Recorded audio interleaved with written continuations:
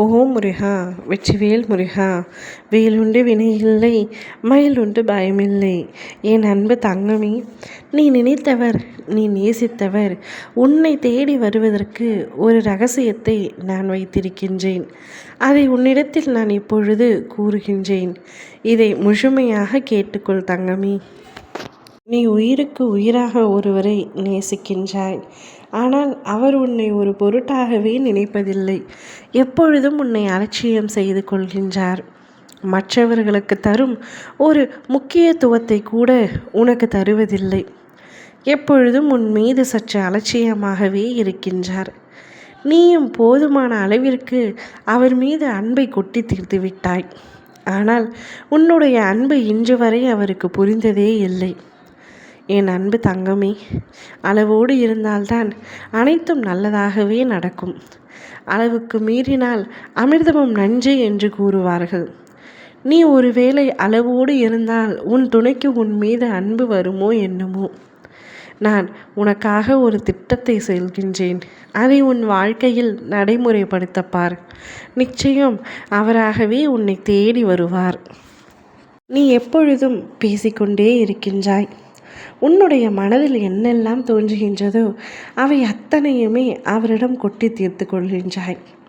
ஆனால் பதிலுக்கு அவரிடமிருந்து வரும் வார்த்தைகளோ ஒன்றோ இரண்டோ மட்டும்தான். அல்லது அது கூட சில சமயங்களில் இல்லை. நீ சுவரில் சொல்வது போல் அவர் காதுகள் கேட்கின்றதா கேட்கலையா என்பது கூட உனக்கு தெரியவில்லை. நீ சொல்வதை சொல்லிக்கொண்டே இருப்பாய், அவர் செய்வதை செய்து கொண்டே இருப்பார். ஆனாலும் உன்னால் அவரிடத்தில் எதையும் மறைக்க முடிவதில்லை. காலையிலிருந்து என்ன நடந்ததோ அதை அனைத்தையும் அவரிடம் கொட்டி தீர்த்தால்தான் உனக்கு நிம்மதியான உறக்கம் வரும். இல்லை என்றால் அவரிடம் இதை சொல்ல மறந்துவிட்டேனே என்று உனக்குள் நீயே கூறிக்கொண்டே இருப்பாய். நீ இப்படி அதிக அளவிற்கு பேசப்படுவதனால்தான் அவரிடம் இருந்து ஒதுக்கப்படுகின்றாய். பேசுவதை குறைத்துக்கொள். மௌனமாக இரு. அவர் வேலை முடித்து வந்தவுடன் எப்பொழுதும் அவரிடம் பேசிக்கொண்டே இருக்கும் நீ ஒரு நாள் மௌனமாக இருந்து பார். எதுவும் பேசாமல் இருந்து பார். அவராகவே உன்னிடம் வந்து பேசுவார். எதற்காக இப்படி அமைதியாக இருக்கிறாய் என்று அந்த இடத்தில் உனக்கு முக்கியத்துவம் கொடுத்து உன்னை பார்த்து கேட்பார். அப்பொழுதும் அமைதியை பின்பற்று தங்கமே.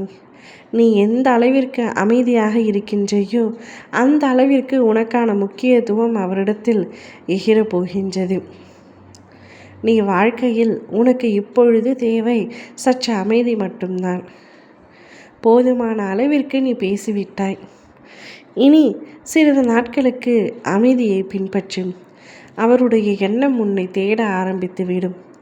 அவர் மனம் உன்னுடைய வார்த்தைகளை கேட்க துடிக்கும். அவர் செவிகளும் நீ எப்பொழுது பேசுவாய், அதை எப்பொழுது நான் கேட்பேன் என்று சொல்லும் அளவிற்கு அமைதியாக இரு.